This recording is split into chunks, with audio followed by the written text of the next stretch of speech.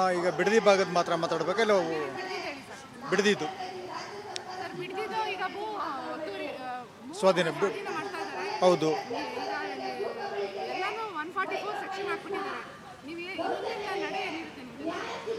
144 section ಇವತ್ತು ರಾಜ್ಯದಲ್ಲಿ ಯಾವ ಡಿ ಸಿ ಕೂಡ 140 ಸೆಕ್ಷನ್ ಹಾಕ್ಕೊಂಡಿಲ್ಲ.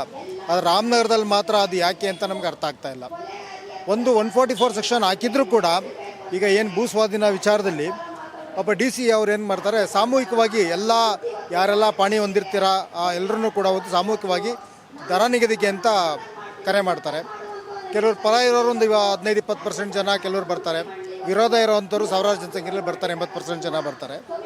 ಆ 144 ಸೆಕ್ಷನ್ ಆಗಿರೋ ಜಾಗಕ್ಕೆ ಅವ್ರು ಕರೀಲೇಬಾರ್ದು. ಮೊದಲನೇದಾಗಿ ಕರೆದ ಮೇಲೆ ಯಾರಿಗೂ ಕೂಡ ಒಂದು ಸಣ್ಣ ವ್ಯವಸ್ಥೆ ಮಾಡಿಕೊಟ್ಟಿಲ್ಲ.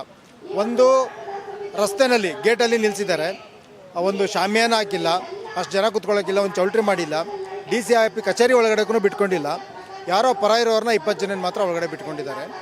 ಅದ್ರ ಜೊತೆಗೆ ಬಾಡಿಗೆ ರೈತರನ್ನ ಒಂದಷ್ಟು ಜನ ಕರೆಸ್ತಾರೆ. ಆ ಟೈಮಲ್ಲಿ ಗಲಭೆ ಆಗುತ್ತೆ, ಏಜೆಂಟ್ ಆಗಿಬಿಟ್ಟಿದ್ದಾರೆ. ಅವ್ರು ಏಜೆಂಟ್ ಆಗಿಬಿಟ್ಟಿದ್ದಾರೆ.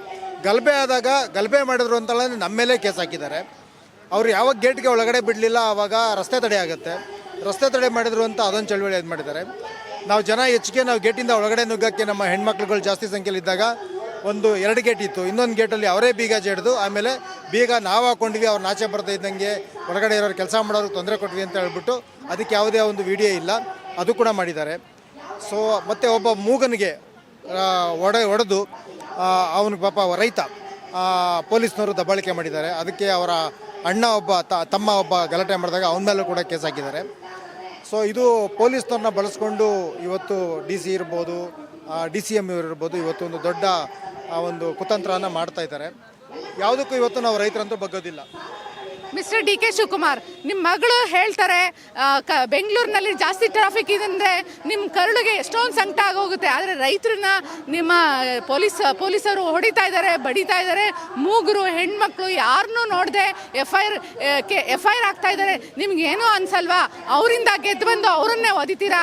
ನಿಮ್ಮನ್ನ ಈ ರಾಜ್ಯದ ಜನ ಕ್ಷಮಿಸ್ತಾರ? ಇನ್ನು ಗೃಹ ಸಚಿವರಿದ್ದಾರೆ, ಆ ಗೃಹ ಸಚಿವರು ಈ ಡಿ ಸಿ ಏನು ಬೇಕಾದರೂ ಮಾಡ್ಕೊಳ್ಳಿ ಅಂತ ಬಿಟ್ಟಿದ್ದಾರೆ.